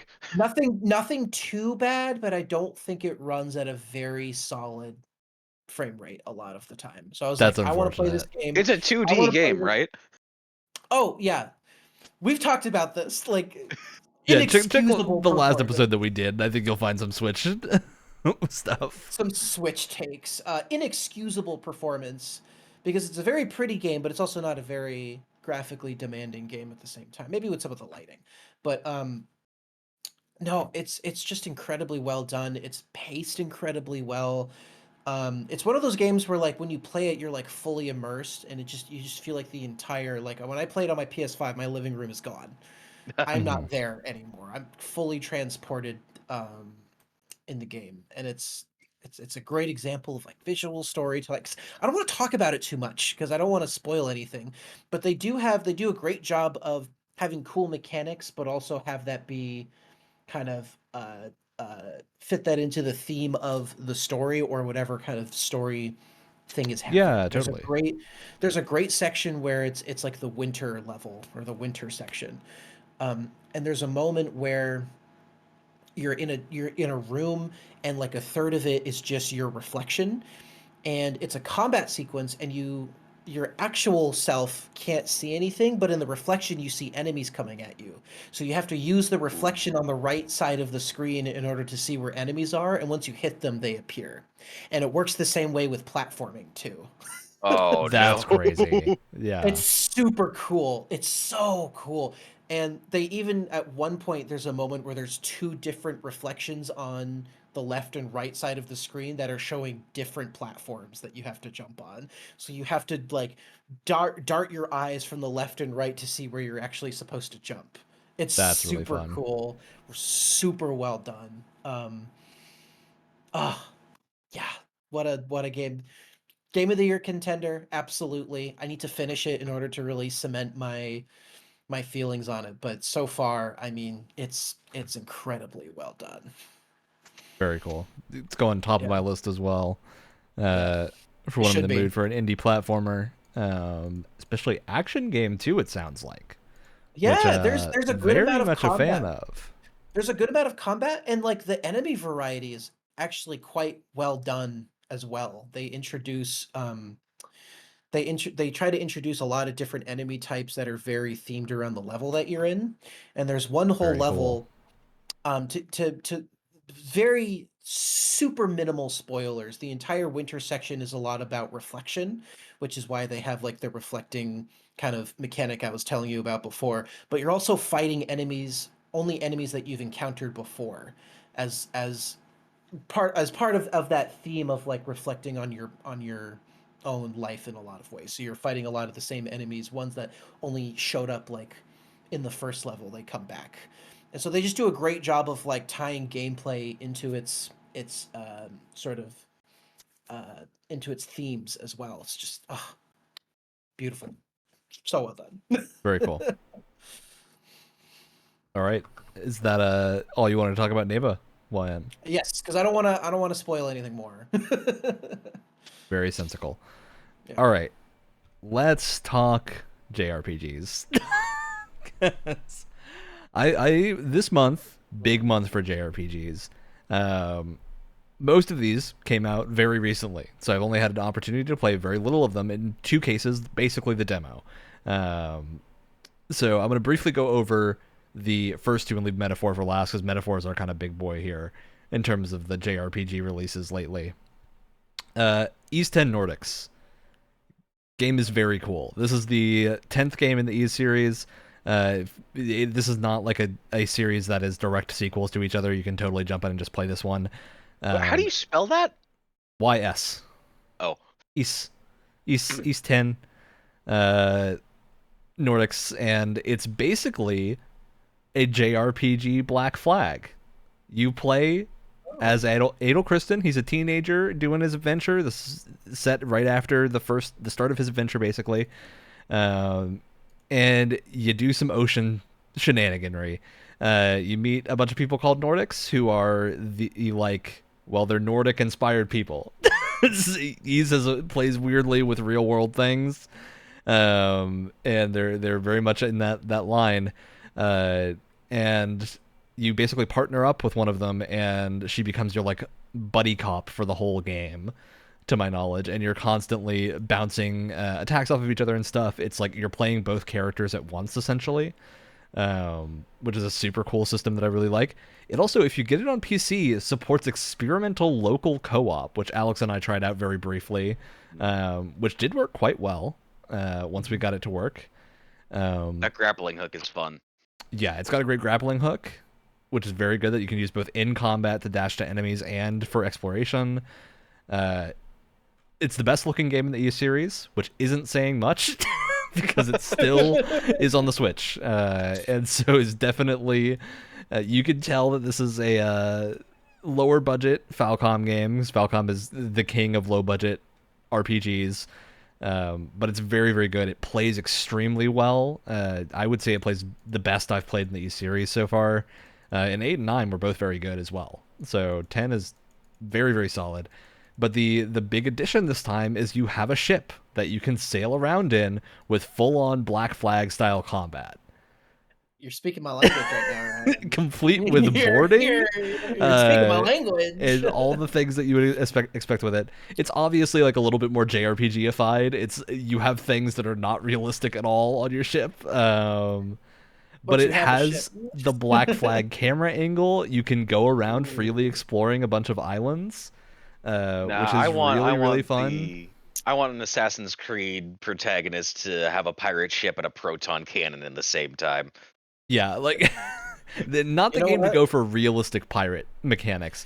But if you want a pirate-themed adventure, this is very much worth trying out. I'm downloading the demo on Steam. Which, to be fair, I have not even bought this game yet, because it has like a 10-hour demo. I don't know how long it is, because I haven't hit the end, and I've played it for like 6 hours. Wait, what we played was the demo? Yeah. That felt like something you'd find 20 to 30 hours in. No, that's the start. A lot of JRPGs go flipping hard on their demos. They give you a chonky demo. Yeah, which is why I have this little JRPG segment here, because I played a bunch of demos basically. There you go. And that's what this is. So yeah, this is the next up on my list to buy. As soon as I hit the demo, depending on if I decide I want to play this or Metaphor first fully, I might pick it up immediately. But this is very much high on my list. I think this is an excellent game from what I played of it. The story is relatively interesting once it gets going. I'm still very early into it. The kind of gist of it is there are monsters appearing in this island that you're sort of stranded in as you're like traveling through the world. You're sort of beset by pirates, stranded on this island, and the people here, they live their normal lives, but there are monsters appearing that are completely immortal, basically. They take no damage from anything. Or they can get killed, but they don't actually stay dead. Very classic, like, monster story. And you find a magic seashell that gives you the power to kill these things. And then learn some secrets of the Nordic people, which are like, they already know how to kill these and what they are, but they haven't been seeing them in this number. So you basically have to set off to figure out what is causing this to happen and stop these monsters from appearing. And that is beset with pirate ships filled up with what is essentially bokoblins. And they're like crazy pirate people, and it's super fun. I gotta play this game. I gotta play this freaking game. It's very silly, but I think it's like the right amount of goofy. And yeah, the characters are really fun so far. Your buddy character is very interesting because your first introduction to her is her killing the former captain of your ship. And straight up, from my understanding, she straight up killed the man. It's not like, normally I'm used to JRPGs playing around with this, but they're like, no, you heard the axe thunk, and then everyone's like, oh, it's so unfortunate that he's dead. Jesus Christ. So I think she straight up killed him. I think that's what's going on, and the game has yet to like address if there's going to be consequences for that, but I'm very curious down the line if that's gonna ever come up in conversation again, or if we're just rolling with the idea that your former captain was kind of a dick and he deserved it. So yeah, I think it's an interesting setup. I'm very excited to play more of it. Second on this list of JRPG adventures is Romancing Saga 2 Remake, which this I've played very little of, but I have played the entirety of the original Romancing Saga 2. Well, the remaster pixel art version that is on the Switch. Romancing Saga 2, this is a series that was made up in that time where like Square was struggling and started a bunch of JRPG series alongside Final Fantasy. This is one of the ones that's still sticking around. It's in the West, I believe, the first game was called Final Fantasy Legend for a little while when it first released because they wanted to associate it with Final Fantasy. Not actually at all associated with Final Fantasy. There's no like Final Fantasy through lines here. It's entirely its own thing. And it is very, very interesting because this game is like, it's a classic turn-based JRPG, whereas Ys is full action combat. Romancing Saga is classic turn-based, but it's a weird version of turn-based that is kind of like an offshoot of the like Final Fantasy II era of games. And the gist of the way it works is it's like your typical turns and whatnot. You fully heal at the end of battles, which I really like, as a way to not have to like worry too much about healing as a thing. But instead of traditional leveling, what you have are these things called glimmers. And glimmers are basically when you use a weapon, your levels are instead levels in specific weapons. So like if you use swords, you have a sword level. And if you're using a bow, you have a bow level, and you can use 2 weapons at one time. And so you'll level up those individually. Same goes with any magic that you use. You have a magic class level, so like you have a pyromancy level if you're using fire spells, healing level if you're using healing. And leveling up unlocks additional abilities, but you don't get them immediately. What you have to do is use glimmers, which will show up on your skills when you're in combat. There'll be like a bright yellow light bulb next to them, and when you use those, there is a chance that the skill that you use will be replaced by a new skill that you don't have and permanently unlocked, which is really interesting. So you kind of like wind up with character builds based on what you unlock as you're doing this, which is really cool. The combat looks great. It's a very good looking game, especially considering that this was a SNES game and like a very old school JRPG, not a new school one. And it plays really well. This remake is like full 3D. It's very, very pretty. And that's the combat, like general combat thing. The other thing it has going on is it's a generational game. So the story of this game is not you playing one character. You're playing the line of emperors of a kingdom. And every time your character dies fully, you run out of all your life points or you do certain things in the game to trigger this time skip. Time will skip forward to the next generation, at which point you're hiring the next generation of party members and coming up with a new emperor to play in that segment of the game. And like your things that your other character had go into your stockpile that you can then pull from, so you don't really lose a ton. But you have to like constantly come up with a new party composition. It's just a really interesting setup and like narrative element here that I'm super interested to see where it goes in the remake and how well they use it, if they use it as well as the base game did. It seems like they're sticking pretty close to it, but they modernized it in a really good way. It does not feel like an old game at all. It feels very new and heavily recommended for anyone who's a big fan of like classic turn-based RPGs. All right, last in the round of JRPGs that I wanted to sort of rapid fire here. Metaphor ReFantazio. Oh boy, this is the big one. And the big one that I'm not actually going to talk about that much because I've played the least of it out of these. This is the fantasy Persona. It is Persona, but in fantasy world. It's got all the same mechanics that you expect from Persona. The sort of major difference here is instead of like summoning demons and whatnot, you're summoning archetypes, which is basically like the true magic of the setting. You have these archetypes that your character can call upon. Unlike Persona, you can adjust the archetypes of your squad members, so you actually get to like fully outfit a custom squad with these, and meeting new people gives you new archetypes and whatnot.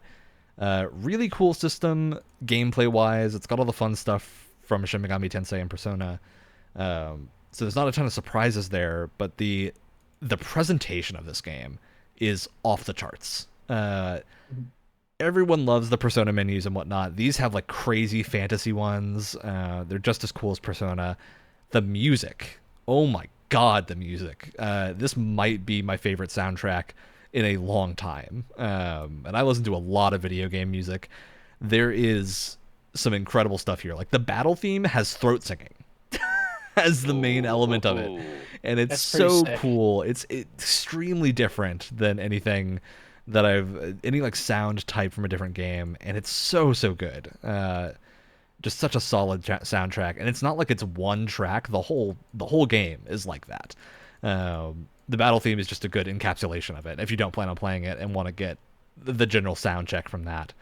I'm also really interested in the story. The story seems like I think where they're going. I'm very early on still. I've just passed like the first proper dungeon. It seems like the gist of this is like some type of succession wars going on in this sort of fantasy nation. I'm very much paraphrasing to not spoil anything. But essentially the king has been assassinated and there's a uncertainty about who's going to take the throne, and you and your group learn about a military conspiracy going on that you have to like try to shut down. So that's where I'm at in it. So I'm very excited to see where the rest of this goes. The boss enemies are all called humans because the word for human here is Elda and not human. And they look insane. The enemy creature designs in this game are absolutely nutty. They're just absolutely crazy and super cool. There's not a lot to compare them to. Like they look like creatures out of paintings. Can I ask? No, that probably really spoils something. I can't ask that. Never mind. Because it from watching you play one of the things that was just from you saying that the enemies were human. I'm only 2 hours into the game, so I don't know what you could spoil that you saw me doing, but don't accidentally spoil something that you saw somewhere else. Now I can't remember if I saw you see it. No, I don't. You're the only person I've seen do gameplay of this. They had like a giant, just human person tied up. Yeah, that's like the menu. All that shit is on like the menu. There's what you might have seen. I think what you saw was the sort of like equivalence of the Velvet Room here has the like the Vitruvian Man. It has the Vitruvian Man hanging up like that, which I'm betting is what you're thinking of. In that room, there's like that is your equivalent. There's like of the a Velvet war party, Room. And they had like a giant human tied face down on the ground. But now I don't know what you're talking about. The like human enemies have human elements, so they have like the first boss is a gigantic egg with legs. Oh Just, yes, like the human Hieronymus legs. Bosch guy. Yeah, they're all very much I love that. Hieronymus Bosch style. Excellent. Yeah, wild aesthetic going on here. And yeah, there's some really interesting things going on with the story. I'm hesitant to actually say anything about it because I think it's very hard to not get into potential spoilers because I could accidentally say a correct thing and I don't want to sound like I know what I'm talking about because I haven't played that far in the game. So, yeah. Oh, I know what you're talking about, Alex. That is not a spoiler, but it is also a thing I don't want to call attention to. Okay. Specifics for. I totally remember what you're mentioning now. That was not a giant human. It was a regular-sized human, just very close. Oh! I was like, wait a minute. There's no Titans in this game so far, from what I'm aware. That's what I was so confused about. From the perspective of like there is. Oh, it was a menu though. No, we'll skip over it to not. I don't want to lead people on with that. But yeah, if you're curious about that, you'll find out very quickly in the game. There's some cool stuff going on. And I'm just very excited to see the rest of this because I think they did a great job of not actually spoiling much in the advertising. Like I already have a party member that I do not recognize from the trailers and whatnot.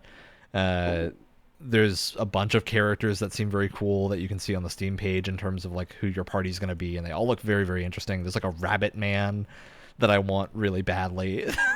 He looks very, very cool, straight out of Redwall or something. And yeah, this sort of like the running theme of it right now seems to be there's like tension between the different tribes, which are basically the humans / Elda is what they're actually called in the game because the humans are the monsters. The Elda and a bunch of other like animal people style tribes where they have like ram horns or other things or like elf ears and whatnot. And people don't like Elda, and your main character's an Elda, so you're talked down to all the time, which is very interesting. Okay, that's the metaphor talk. It sounds like rambling because it is, and it's also got some weird Alan Wake 2 stuff going on that I don't want to mention. Where I'll just say at the start of the game, it asks you for a name, and it specifies that this is not the name of the protagonist, but is the name of you, the real person playing the game. Oh, dear and God. that freaked me the fuck out. So. And then you have a narrator telling you that this is a story, right? Yeah, you have a narrator telling you that this is a story.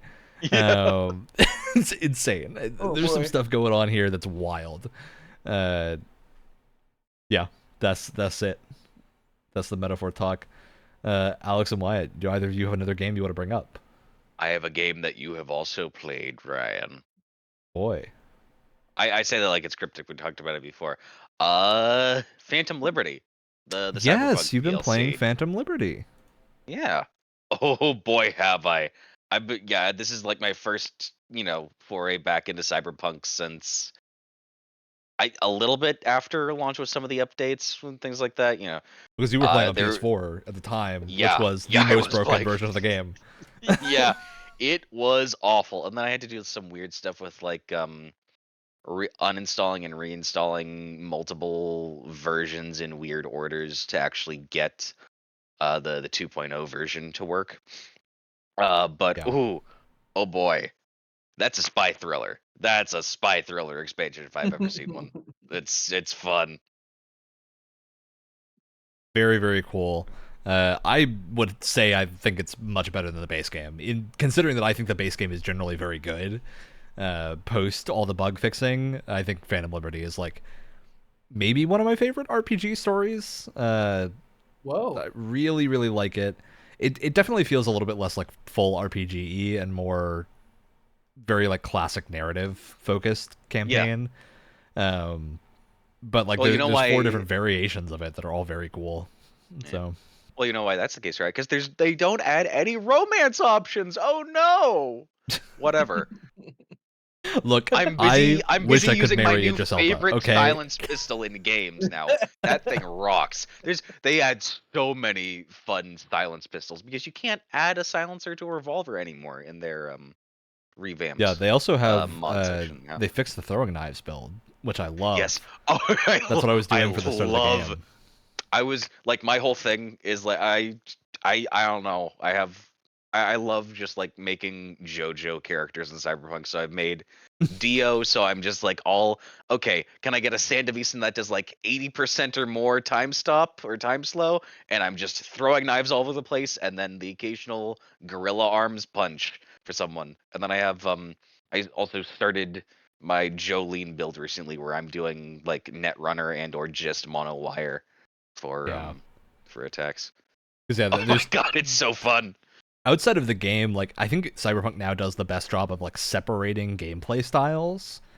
At least like a first-person mainstream RPG. Like, man, I hope Bethesda takes some notes for ES6's combat. I have no expectation that they will. Oh my god, playing this and then starting Shattered Space. Which is a good thing to bring up. I think we've all tried some Shattered Space some of the most reactive, like hitting and punching that I've felt. Like Cyberpunk's melee is simple, phenomenal, but it feels so good. I think mechanically it is not actually much more complicated than a Bethesda thing. It just is animated so well. It's animated. There's reactions. You're not just Like, your whole motion is affected by it. It's if I can get a combat system feeling anywhere near that good, I would hope for that in Elder Scrolls 6. But yeah, it does feel excellent in Cyberpunk, and monowire build was very fun when I was running that, because you get like the range is so much bigger than you think it is. You just like turn rooms into spaghetti, which is very fun. Yeah, they balanced hacking a lot more.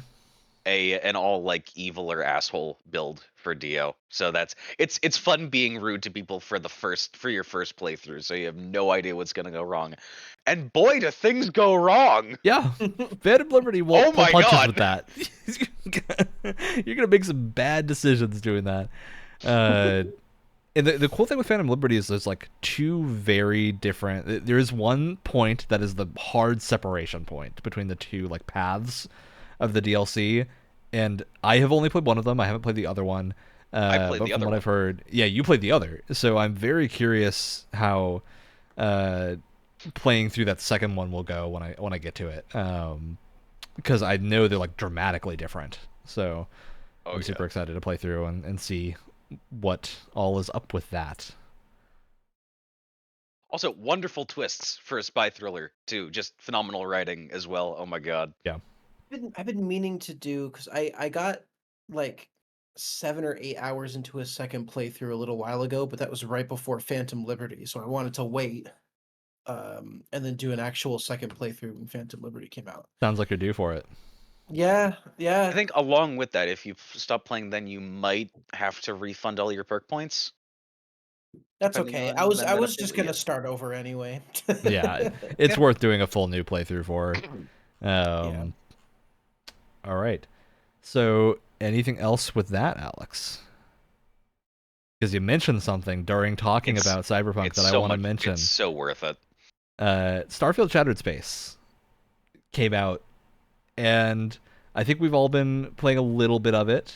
I I don't haven't know. I haven't gotten to I'm- it yet, actually. I've been meaning to, I just haven't gotten there I'm yet. barely an hour in, Okay, because but the I first hour remembered. is what I Oh, I want to was talk doing about. a melee build in Starfield, and it's so depressing going back to it after Cyberpunk. Yeah, it's going between the two is real wacky because they're very different games, and it can be very hard to adjust between the styles. But I It's think almost like comparing the two is incredibly unfair and not really a It's good yeah, comparison. it's apples and oranges, but it's still, one's gonna cloud my judgment because 'cause whether or not you can dang, does compare them, Cyberpunk one's feel a good better to game. play.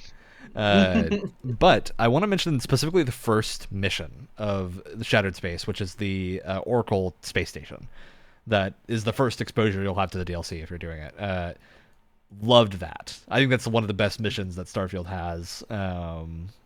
Very much had a fun time going through it and doing the space station stuff.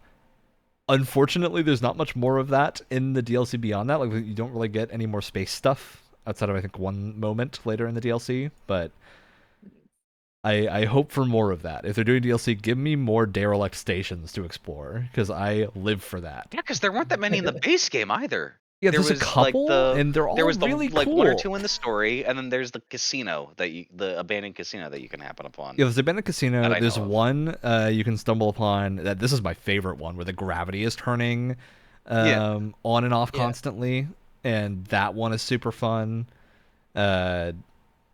There's a like power fluctuating one that I think the lights are flickering the whole time. There's some other cool stuff, but Oh, yeah, I haven't found that one. there's some like they're like the low level random ones. I don't know if they're random or not, or just like small quest lines. But like Starfield shines really bright when it's doing the spacey stuff, and I wish they did more of the spacey stuff and not Mhm. the full. I like the full planet side stuff, but less of the in between, which is just really small POIs separated by a long distance, and more cool space stuff. Well, it That seems you like can that's now drive intentional. to and It seems like spend it was- Which I 1 will minute say, in like me, empty the space EVA. instead of 3 minutes. It seems like it was an intentional choice because they wanted to get back to like, oh, we're focusing on one planet and we're trying to have some of that world design from other Yeah, which Bethesda that I like. games. I do think that worked in their favor, with the exception that Did they it feels do- small. Like it does feel like this is a relatively small size Mhm. DLC. Also, the city maps are fixed now, at least for New Atlantis. Yes. That I've seen. they're So fixed that's everywhere. nice. They're much better now.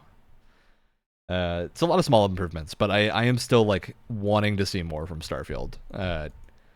I think for me it's just I'm so much of a Skyrim player at this point, an Oblivion player, that I want my fantasy fix, and I know Starfield just can't give it to me. Like Starfield's not a fantasy game. It's not going to. It's a won't give it to you me, but gotta I'm just play- sitting here waiting. I've installed come on, 600 Avowed. gigabytes of Skyrim mods. Come on, Avowed. February 2025. Come on, Avowed. Yeah, Avowed, I'm waiting. gotta. I'm waiting for Avowed very excitedly. Let me dual wield wands. All right. Well, that's our Starfield moment. Wyatt, did you have anything else you wanted to talk about? I don't think so. I think That's that an was okay about what I answer. had. We're hitting our Yeah. time. Yeah. I have a couple of small things to mention. Actually, one that involves you, Wyatt. Wayfinder came into full release. Oh, right. And we played some more of that. I've been playing a lot more solo as well, doing some more like boss fights and stuff. And man, I really like this game, and I hope it gets It's a lot really good. more success. It's really good. It's so polished too. But I'll say it's been keeping some really solid player numbers. Like not huge numbers, but more than I would expect for a game that's already been out for a long time. And very consistent. Gamers love a good redemption story, especially if it's not a AAA studio. I was wondering. So this is the one that has like the this is the looter shooter like dungeon crawler game, right? Yeah, it's like It's so not a looter you shooter. remember Godfall, Alex? It's Godfall but good. God, do I? Godfall Godfall, was the game that was like Borderlands but super shiny, and it was a third person hack and slash. I think it was advertised for the PS5 release. Their entire aesthetic was Yeah. their entire aesthetic was GPU box. Yeah, GPU box. I at first I kept thinking Babylon's Fall, but no, that's well, that's same mindset. Yeah, not off too far. Yeah, I've been having a really, really fun time with Wayfinder since the new update, which is the 1.0 release. It's going to be hard to go back to an action RPG where you can't hot swap characters as quickly. It's just really fun because you like mix up your play style constantly. You like level everything simultaneously and can sort of swap characters whenever you want. I've been playing a lot of the new character that came out with the 1.0, and she is really fun. Laura, her whole gimmick is like spirit avatar, so she can like her ultimate is transforming into this rad gigantic thing, Hulk monster. She's been a lot of fun. She's been my like go-to recently. My only issue so far, other than like maybe I'm just an idiot, but sometimes when the story is happening and people are talking, I'm like, what's happening? I don't know what's going on. I understand that. They throw a lot of gobbledygook at you.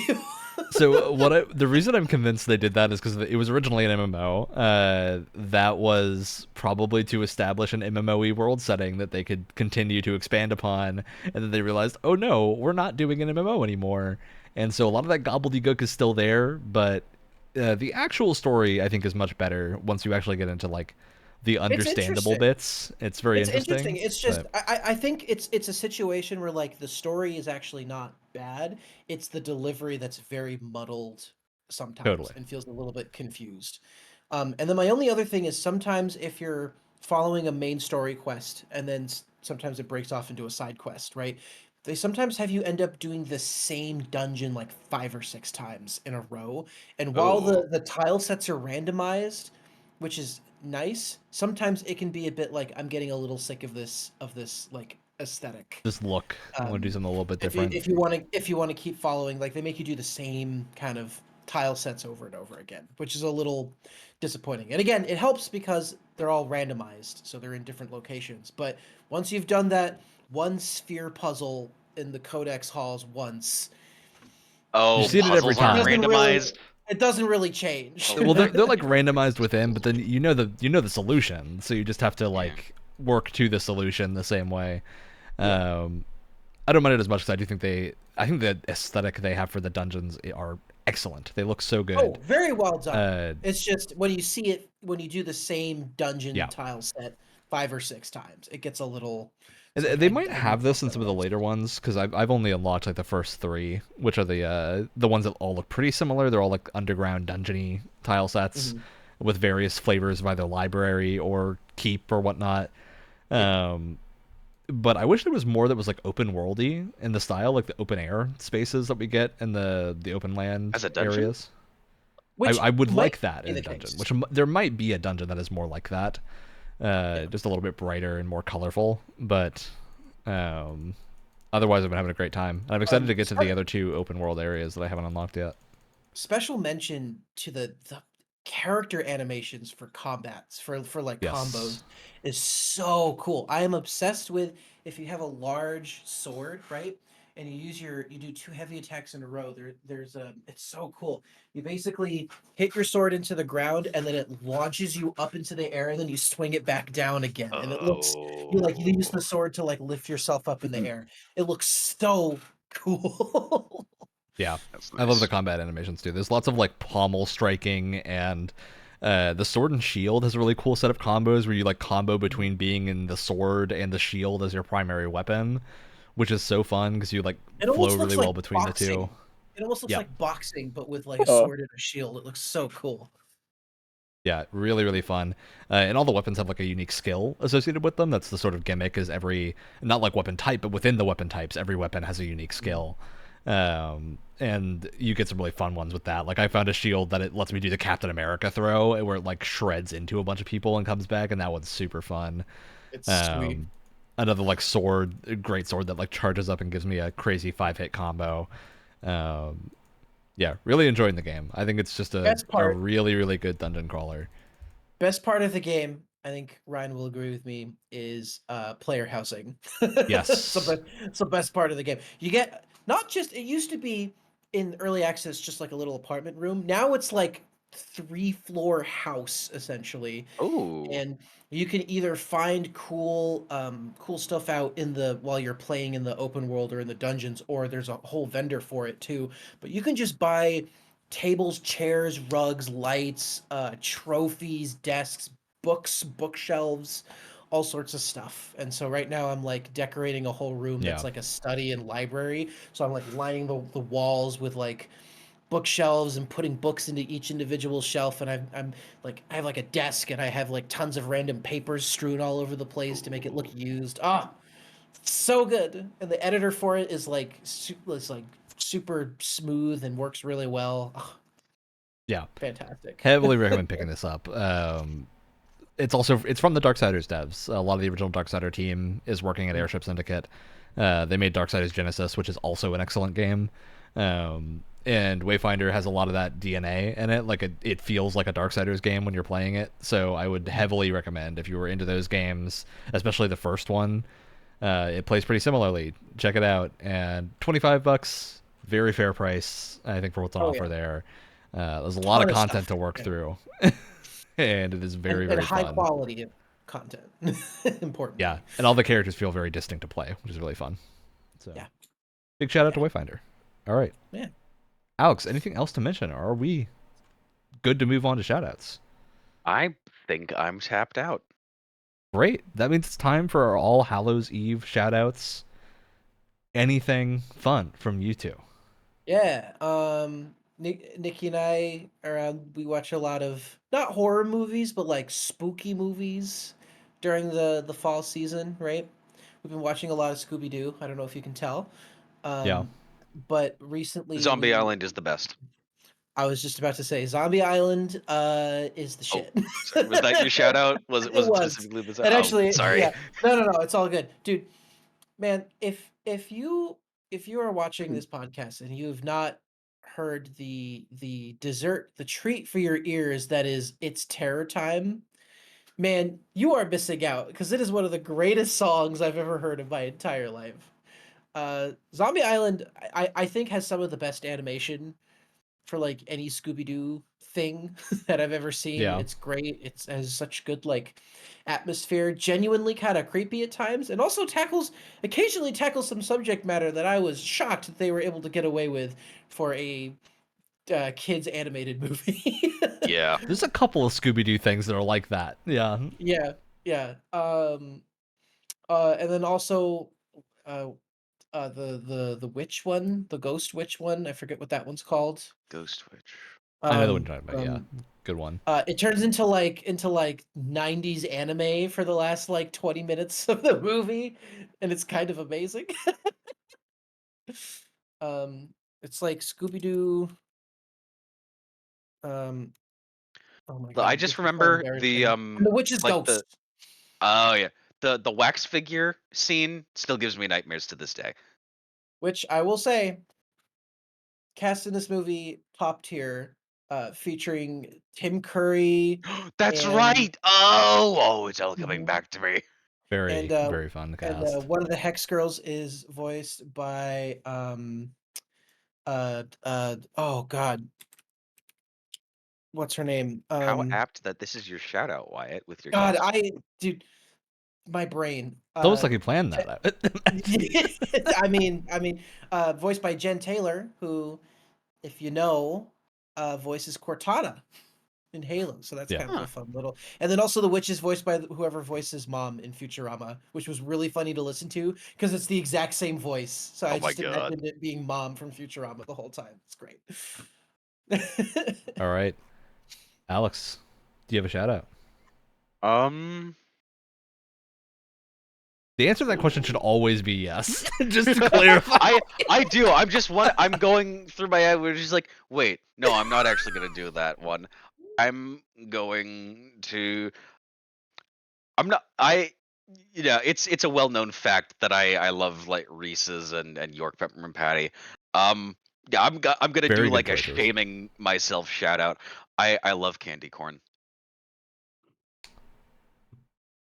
I also love candy corn, which is a bit Oh, of a thank hot God. take. Okay, I thought there I was don't something really that was have an hated, opinion on it. Do mostly. people like not like candy corn? Oh, Is people that- I hate keep candy hearing corn. so much hate Oh, about really? candy corn because literally Yeah. the flavor to it is high fructose corn syrup. That's what the flavor is Fine. for it. Dude, but I you would get go the out of my way pumpkin, to but you get get candy the corn. pumpkin ones though. It's so good. It's so good. Yeah. All right. And We take remember, us- anyone can cook. All right, Alex, I'm gonna need you All to put right. those down for my shout out, which is that you look a lot. Not only do you look like the Ratatouille character, but you also look like a dead ringer for Albert Wesker, who is the villain of Resident Evil. And I'm not I need to joking. get I was my, looking at you the whole time and was like, why do I think you look like someone else? And that's a killer Wesker amazing. costume. Oh, I need to get my old glasses had that thing where when they're in Yeah, the sun they automatically transitions. that'd do it. So you can get the dark lenses. Yeah. Dead ringer. Very close. But my actual shout out is this thing, Ooh. which is the Dragon Age Whoa. World Books. It's like a thick set of things. These were like $20 recently, and they're like hefty books with a lot of Oh my stuff God. in them. Like, is it art books or lore or things like the that? lore or- books, like this is the world like codex basically of all the stuff in the Oh. game. So there's like a ton of information in here. They're also just really well put together on the inside. If I can get them back in the box while I'm not looking, there we go. And just a really cool like slipcase on them, and it's very cheap right now. I imagine they're trying to like sell some copies before Veilguard comes out. So Get if that you're hype into up. the Dragon Age lore, probably a good pickup. Yeah. Yeah, it's super cheap at the moment. So heavily recommend taking a look at those. There's a lot of cool information in them. All right. Hell yeah. That's it. That's the podcast. Speaking of Dragon Age, we'll be back in a couple of days talking about Dragon Age Inquisition and the other games very briefly. But primarily Inquisition, because I think we're going to have a lot to say before Veilguard releases as we're sort of building our hype levels or anti-hype levels depending on what reviews look like. I'm still Come under embargo. the impression that I can somehow finish Inquisition before Veilguard. It's probably not gonna happen. Not going to happen. Yeah, you're cooked, my man. I mean, I think we know how it's gonna It go. took me Why? You got most rid of the your month. counterpick. Right. On that note, we'll see y'all very quickly for this one. Either this episode may or may not be coming out before the Dragon Age 1, because this might be on Halloween. I have to check the release schedules, but it'll be similar. So we've either And, already seen you or we're in the past. I also got it wrong. It's not Jen Taylor that voiced one of the X-Wings. It's Jennifer Hale of Mass Effect fame.